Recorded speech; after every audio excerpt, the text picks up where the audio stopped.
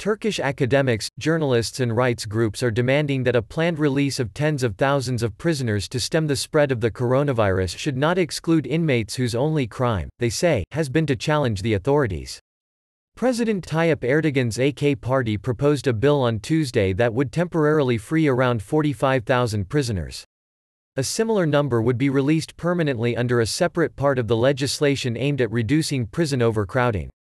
The proposed bill does not cover those convicted of terrorism charges, potentially excluding many thousands of people caught up in a purge which followed a failed military coup against Erdogan in 2016. The state wants to release the ones who committed a crime against citizens while keeping the ones who questioned its authoritarianism behind bars, the campaigners said. When lives are at stake, there can be no discrimination based on beliefs or ideologies, they said in a statement signed by 281 people, including writers. Many prisoners were on the threshold of coronavirus catastrophe due to cramped conditions, they said.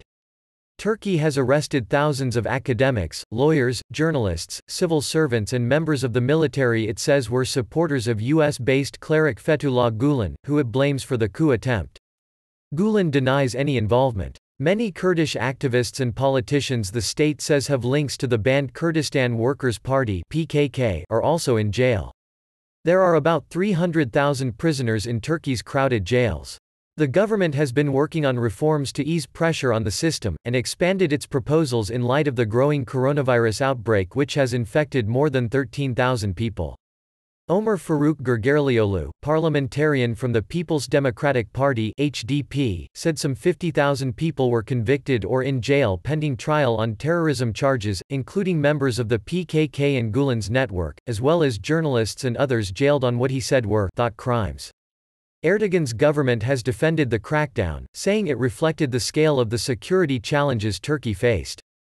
Gergerlioglu said a former mayor from the party, who was jailed last year, was released from prison and placed on house arrest on Tuesday after being diagnosed with coronavirus.